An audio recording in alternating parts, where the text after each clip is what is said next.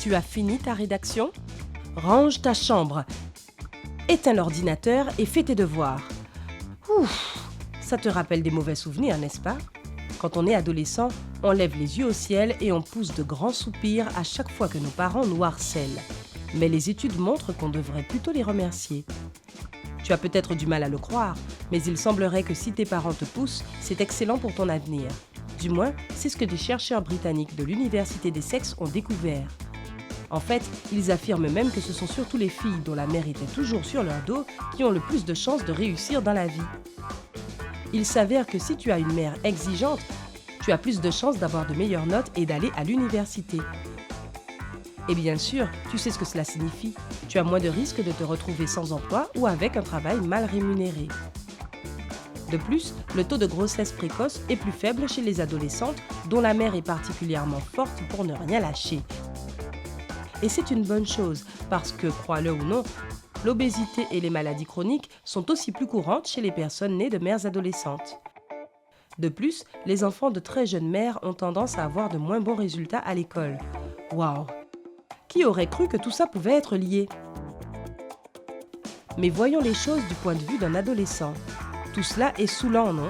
La plupart des adolescents veulent être indépendants et prendre leurs propres décisions. Alors évidemment, quand leurs parents commencent à donner des ordres ou à leur dire quoi faire, ce n'est pas vraiment la chose la plus cool au monde, n'est-ce pas? Je veux dire, tu essaies de prendre ta vie en main et de vivre comme tu l'entends, mais tout ce harcèlement te donne l'impression d'être encore un petit enfant. Pourtant, même si tu essaies d'aller à l'encontre des paroles de sagesse de tes parents, elles influencent toujours tes choix, que tu le veuilles ou non. Mais voyons d'abord comment les chercheurs en sont arrivés à cette conclusion.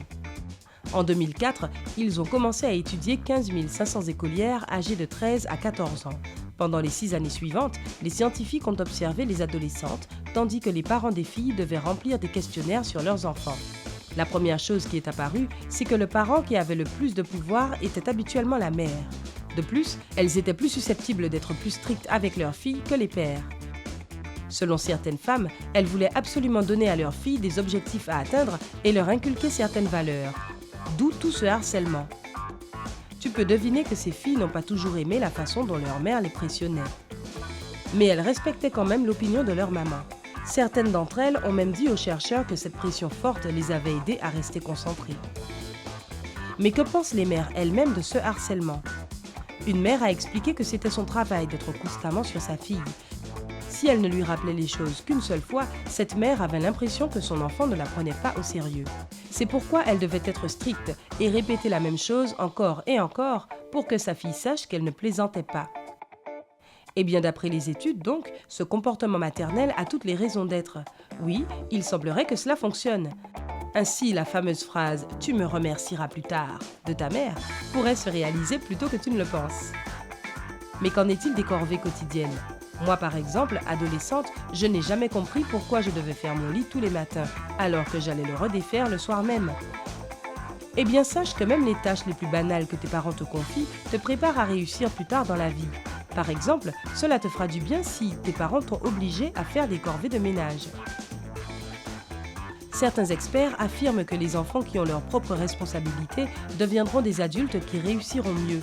Plus précisément, ils n'auront pas de problème à travailler avec les autres. Je sais, cela semble complètement idiot au début.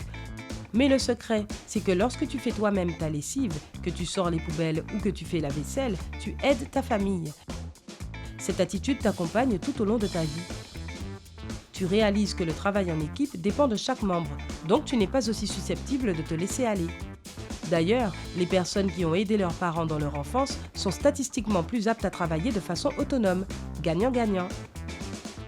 Si tes parents t'ont obligé à faire des maths depuis toute petite, ne t'inquiète pas, ils n'essayaient pas de te tuer d'ennui. Ils voulaient juste que tu réussisses dans la vie. Une étude menée en 2007 auprès de plus de 35 000 enfants de maternelle au Canada, aux États-Unis et en Angleterre a démontré que les enfants qui ont commencé à étudier les mathématiques dans leur jeune âge avaient un avantage énorme pour l'avenir. Par exemple, les enfants de maternelle qui savaient déjà reconnaître les chiffres et compter, en plus d'avoir d'autres concepts mathématiques de base sous leur manche, étaient également excellents en lecture. Tes parents t'ont appris le grit, terme anglais qui désigne la persévérance des efforts d'un individu pour atteindre un objectif.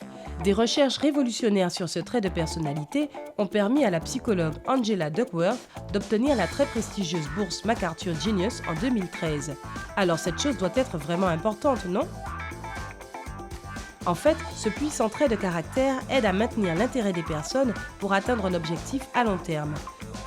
Cela signifie que les parents doivent enseigner à leurs enfants comment imaginer l'avenir qu'ils aimeraient avoir et comment continuer à tout faire pour que leurs rêves deviennent réalité.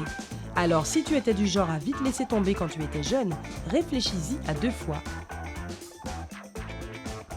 Si ta mère travaillait quand tu étais petite, il y a de fortes chances que cette donnée, apparemment sans importance et tout à fait normale, t'ait en réalité aidé à grandir dans les meilleures conditions. Une étude de la Harvard Business School a montré que les filles dont la mère travaillait à l'extérieur de la maison touchaient ensuite plus souvent des salaires et des postes plus élevés que celles dont les mères demeuraient au foyer. Quant aux hommes élevés par des mères qui travaillaient, ils consacrent 25 minutes de plus par semaine à s'occuper des enfants et 7h30 de plus aux tâches ménagères. Tes parents attendaient beaucoup de toi. Eh bien, il est vrai que tu en as probablement un peu souffert parce qu'ils te mettaient trop la pression à l'époque. Mais tu sais quoi ? Les attentes élevées de la part des parents à l'égard de leurs enfants semblent se traduire par une plus grande réussite plus tard dans la vie. Et oui, il y a des faits scientifiques pour le prouver. Lorsque des chercheurs de l'Université de Californie ont testé 6600 adolescents, seulement 57% de ceux dont les résultats étaient les plus faibles avaient des parents qui voulaient qu'ils aillent au collège. Quant à ceux qui ont eu les meilleures notes, 97% d'entre eux avaient des parents qui étaient inflexibles quant à l'obtention d'un diplôme universitaire. Tout est lié au fait que les parents qui veulent que leurs enfants fassent des études supérieures les orientent directement ou indirectement vers cet objectif. Et les revenus ne jouent pas un rôle ici. Donc ce n'est pas seulement les enfants riches qui entrent dans ce modèle, non. Mieux, certains de ces jeunes ont réussi à atteindre un succès impressionnant dans leur vie pour être à la hauteur des attentes de leurs parents. Je ne peux pas m'empêcher de me demander si ça les a rendus heureux. Qu'est-ce que tu en penses? Dis-moi dans les commentaires ci-dessous. Tes parents étaient stricts. Ce que je veux dire, c'est que quand tu étais enfant, tu étais jaloux de cet ami dont les parents le laissaient faire ce qu'ils voulaient. Mais d'un autre côté, tout ce que tes parents faisaient, c'était d'établir un tas de règles pour toi et de ne pas te laisser faire n'importe quoi, parce que c'était mauvais pour toi. Eh bien peut-être que ça te fera te sentir mieux. Il y a fondamentalement 3 sortes de styles parentaux: permissifs, autoritaires et respectueux. Les mères et les pères laxistes laissent leurs enfants faire tout ce qu'ils veulent et ne les punissent jamais. Ce sont les parents de tes amis. Les parents autoritaires sont le contraire. Ils essaient de contrôler leurs enfants et de les façonner en fonction de leurs propres normes. Enfin, les parents respectueux essaient de donner à leurs enfants une orientation de vie en leur faisant penser de façon rationnelle. Alors, devine quel est le style que les experts considèrent comme l'idéal. Non, ce n'est pas le permissif, aussi cool que cela puisse paraître. La façon la plus efficace d'élever un enfant est d'utiliser le style respectueux. Il apprend aux enfants à respecter l'autorité, mais il ne les fait pas se sentir étranglés par un contrôle parental super intense. C'est logique. Et toi, sur quoi tes parents se sont-ils montrés particulièrement exigeants? Fais-le savoir à tout le monde dans les commentaires. Et n'oublie pas de donner à cette vidéo un j'aime, de la partager avec tes amis et de cliquer sur s'abonner pour rester du côté sympa de la vie.